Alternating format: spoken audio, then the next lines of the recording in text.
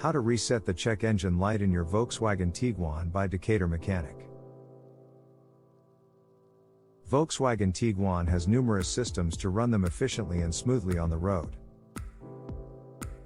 To determine the problems in the car earlier, it has a well-functional check engine light. Thus, the check engine light can alert the driver about the budding problems under the hood. If the problem activating the check engine light is not resolved on time, it will lead to severe damage. Through the following ways you can reset the check engine light in Volkswagen Tiguan. Turn the ignition on and off. To reset the check engine light of the car, the on-off method is the most effective one.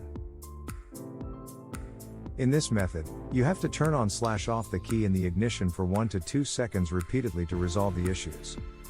Use an OBD2 scanner. OBD2 scanner is the most useful one to address and reset the check engine light of the car. In this case, you have to plug the scanner into the OBD port and turn it to identify the error code to resolve the problem.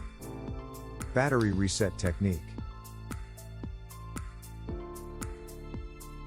Another way to reset the check engine light of the car is by removing the battery terminal for 30 to 60 seconds. In this phase, you have to remove the negative battery terminal and leave your car for 10 to 15 minutes to reset it. Let it go off itself. Most common way to reset the check engine light of a car is to wait and let it go off by itself. At this point, you have to drive the car continuously for 3 days to run the computer in a cycle to refresh them. Putting off the fuse. Moreover, resetting the check engine light is by pulling off the engine control unit fuse and then putting them back again. Go through the owner's manual for identifying the fuse of the engine control unit. What happens when the check engine light returns?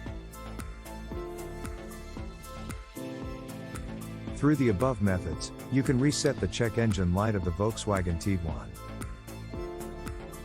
If the check engine light is still glowing again, consult a mechanic for diagnosis and repair.